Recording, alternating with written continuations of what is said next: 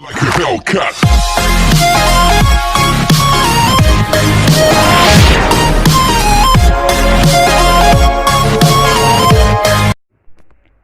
Hi friends, welcome to Sylvester channel.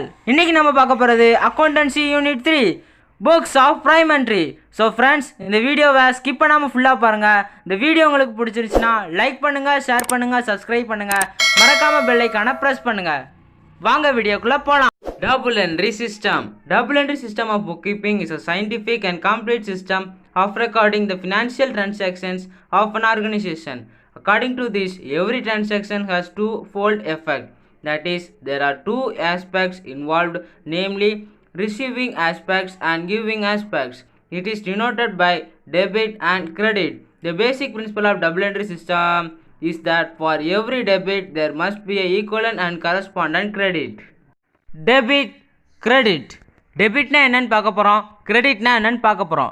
Debit denotes an increase in assets or expenses or a decrease in liabilities, income or capital. assets அப்படின்னா சொத்து, expense அப்படின்னா செலவுகள், liabilities அப்படின்னா பொறுப்புகள். பொறுப்புகள்லாம் ஒன்றும் இல்லை. இப்போ நான் வந்து ஒருத்தன்ட்ட ஒரு 1000 ரூபா கொடுக்குறேன்னு வச்சுக்கோங்களேன். அந்த 1000 ரூபாயை அவன் திருப்பி தரணும். அந்த திருப்பி தரக்கூடிய பொறுப்பு அவன்கிட்ட தான் இருக்குது. அதுதான் நம்ம liabilities, பொறுப்பு அப்படின்னு சொல்லுவோம். இன்கம் அப்படின்னா வருமானம், கேபிட்டல் அப்படின்னா முதல். Accounting equation approach. Capital plus liabilities is equal to assets. Assets அப்படிங்கிறது முதலையும் பொறுப்புகளையும் கூட்டுறது தான் அசட்ஸ், சொத்துக்கள். அக்கௌண்ட்ஸை நம்ம 5 டைப்ஸாக கிளாஸிஃபை பண்ணுறோம். Assets, liabilities, capital, revenue, expenses. சொத்துக்கள், பொறுப்புகள், முதல், வருவாய், செலவுகள். Business process. பிஸ்னஸில் என்னென்ன ப்ராசஸ் நடக்கும்னு பார்க்க போகிறோம். Investing capital, purchase of goods, purchase of furnitures, machineries, sale of goods, pay for expenses, purchase, sales returns, withdrawal for personal use, deposit cash in bank. ஒரு பிஸ்னஸில் என்னென்ன ப்ராசஸ் நடக்கும்னா, கேபிட்டலை இன்வெஸ்ட் பண்ணுவோம், குட்ஸை பர்ச்சேஸ் பண்ணுவோம், ஃபர்னிச்சர்ஸ் அப்புறம் மிஷினரிஸை பர்ச்சேஸ் பண்ணுவோம், குட்ஸை sale பண்ணுவோம், எக்ஸ்பென்சஸுக்கு பே பண்ணுவோம், பர்ச்சேஸ் ஷேர்ஸை ரிட்டர்ன்ஸ் ஆகலாம், கேஷை வந்து வித்ட்ரால் பண்ணுவோம், கேஷை டெபாசிட்டும் பண்ணுவோம். இதுதான் நம்ம அக்கௌண்டன்சியில் பார்க்க போகிற first sum. Complete the missing items. Assets is equal to liabilities plus capital. அப்புறம் 30,000 இஸ் ஈக்குவல் டு 20,000 ப்ளஸ் என்ன போட்டால் 30,000 வரும்னு கேட்டிருக்காங்க. அப்போது 20,000 minus 30,000 is equal to 10,000. 60,000 is equal to 25,000 plus என்னன்னு கேட்டிருக்காங்க. 60,000 minus 25,000 is equal to 35,000. 25,000 plus 30,000 is equal to 55,000. 10,000 plus 80,000 is equal to 90,000. 25,000 minus 15,000 is equal to 10,000. 40,000 minus 30,000 is equal to 10,000. Second sum. Second சம்மில் ராணிங்கிறவங்க ஒரு பிஸ்னஸை start பண்ணுறாங்க. 80,000 capital amount போட்டு start பண்ணுறாங்க. அப்புறம் அவங்க குட்ஸ் வாங்குறாங்க. 10,000க்கு குட்ஸ் வாங்குறாங்க, 6,000க்கு ஃபர்னிச்சர் வாங்குறாங்க. அந்த 10,000 குட்ஸையும் கிரெடிட்டுக்கு வாங்குறாங்க, கடனுக்கு வாங்குறாங்க. அப்புறம் அவங்களுக்கு 10,000 இருக்கிற கடனில் 8,000 வந்து திருப்பி கட்டுறாங்க. நம்ம மேலே கொடுத்துருக்க டீட்டெயில்ஸ் வச்சு ஒரு டிரான்சாக்ஷன் அக்கௌண்ட்டை வந்து மேக் பண்ண போகிறோம்.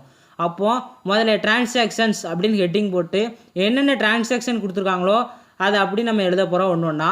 அப்புறம் அதுக்கு முன்னாடி முதல்ல அசட்ஸ் அப்படிங்கிறத இந்த சைடில் எழுதணும். அடுத்த பேஜில் வந்து liabilities, அதாவது கேபிட்டல், கிரெடிட்டார்ஸ் அப்படின்னு போடணும். அசட்ஸில் என்னென்ன அசட்ஸ் பர்ச்சேஸ் பண்ணியிருக்கோம், என்னென்ன பொருட்கள் இருக்குது, என்னென்ன நம்ம சொத்து வடிவில் இருக்குது அப்படிங்கிறத நம்ம எழுத போகிறோம். முதல்ல ஆரம்பிக்கிறது கேஷோடு ஆரம்பிக்கிறாங்க. கேஷ் அப்படிங்கிறது எப்போவுமே நமக்கு ஒரு சொத்து. அப்போது கேஷ் அப்படிங்கிறத எழுதணும். அடுத்து குட்ஸை வந்து பர்ச்சேஸ் பண்ணுறாங்க, அதனால் ஸ்டாக்ஸ். அப்புறம் ஃபர்னிச்சர் பர்ச்சேஸ் பண்ணுறதுனால ஃபர்னிச்சர்ஸ். அடுத்து கேபிட்டல், மொத்தமாக 80,000 ஸ்டார்ட் பண்ணுற கேஷ் அப்படியே கேபிட்டல் வரும். அப்புறம் கிரெடிட்டார்ஸ், கிரெடிட் வாங்கியிருக்கிறதுனால கிரெடிட்டார்ஸ். ஃபஸ்ட்டு பார்க்க போகிற டிரான்சாக்ஷன் என்னென்னா, started business with cash. Cash வச்சு பிஸ்னஸை ஸ்டார்ட் பண்ணியிருக்காங்க. ஸோ கேஷில் 80,000, கேபிட்டலில் 80,000. ஈக்குவேஷன் போட்டு 80,000 ப்ளஸ் 80,000 எல்லா டிரான்சாக்ஷன்ஸையும் நம்ம இப்படி ஈக்குவல் போட்டு ஈக்குவேட் பண்ணி காமிக்கணும். கிரெடிட் பர்ச்சேஸ் பண்ணியிருக்காங்க, ஸ்டாக்ஸை வந்து பர்ச்சேஸ் பண்ணியிருக்காங்க.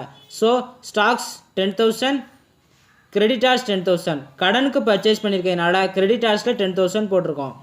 கேஷ் பர்ச்சேஸ் ஃபார் ஃபர்னிச்சர் கேஷை கொடுத்து ஃபர்னிச்சர் வாங்கியிருக்கோம்.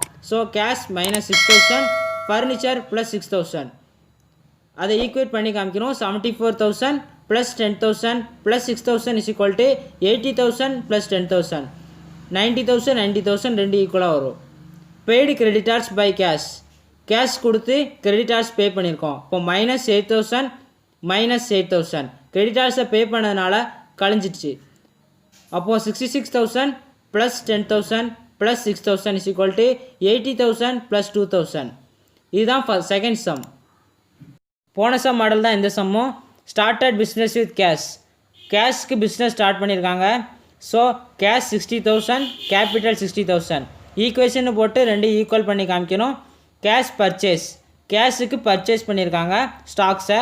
So stocks 20,000 minus cash 20,000 equation போட்டு 40,000 plus 20,000 is equal to 60,000 equal பண்ணி காமிக்கணும். இந்த டிரான்சாக்ஷனை நல்லா கவனிங்க. Sold goods for cash costing 10,000 for 15,000 10,000க்கு உள்ள ஸ்டாக்ஸை 15,000க்கு விற்றுருக்கான். ஸோ அவனுக்கு ப்ராஃபிட் கிடச்சிருக்கு. ஸோ ப்ராஃபிட்டை கேபிட்டலில் 5,000 போட்டுக்கோங்க. ஸ்டாக்ஸில் வந்து மைனஸ் 10,000 கேஷில் ப்ளஸ் 15,000 ஈக்குவல் பண்ணி காமிச்சிருங்க. 55,000 plus 10,000 is equal to 65,000.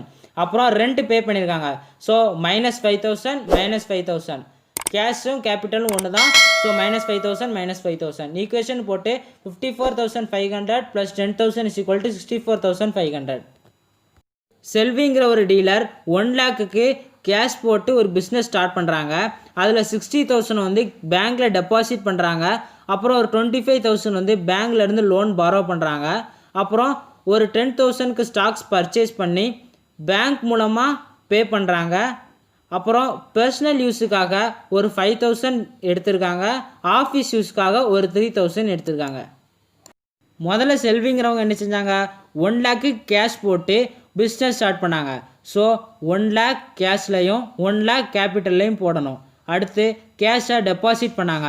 So minus 60,000 plus 60,000 பேங்க்கில் போடணும். அடுத்து ஈக்குவல் பண்ணி காமிக்கணும். 1 lakh is equal to 1 lakh 1 lakh is equal to 1 lakh 40,000 plus 60,000 is equal to 1 lakh 1 lakh is equal to 1 lakh 25,000 பேங்க்கில் loan வாங்கினாங்க. அப்போ bank loan account ஒன்று போட்டு 25,000 பேங்க்கில் ப்ளஸ் 25,000 பேங்க் லோனில் ப்ளஸ் 25,000. அடுத்து குட்ஸை ப்ராட் பண்ணாங்க. அப்படி செக் மூலமாக பே பண்ணாங்க. ஸோ பேங்க்கில் எவ்வளோ இருக்குது, 85,000 இருக்குது. அப்போ 85,000ல் மைனஸ் 10,000 ஸ்டாக்கில் ப்ளஸ் 10,000 ஈக்குவல் பண்ணி காமிச்ச பிறகு பர்சனல் யூஸுக்காக கேஷ் வித்ட்ரால் பண்ணியிருக்காங்க. எவ்வளோ வித்ட்ரால் பண்ணியிருக்காங்க, 5,000. ஸோ கேஷில் மைனஸ் 5,000 கேபிட்டலில் மைனஸ் 5,000. அப்புறம் கடைசியாக கேஷை ஆஃபீஸ் யூஸ்க்காக பேங்க்லேருந்து வித்ட்ரால் பண்ணியிருக்காங்க. ஸோ கேஷ் ப்ளஸ் 3,000 பேங்க்கில் மைனஸ் 3,000. அவங்க கேஷாக பேங்க்லேருந்து எடுக்கிறதுனால கேஷில் ப்ளஸ் 3,000 பேங்க்கில் மைனஸ் 3,000.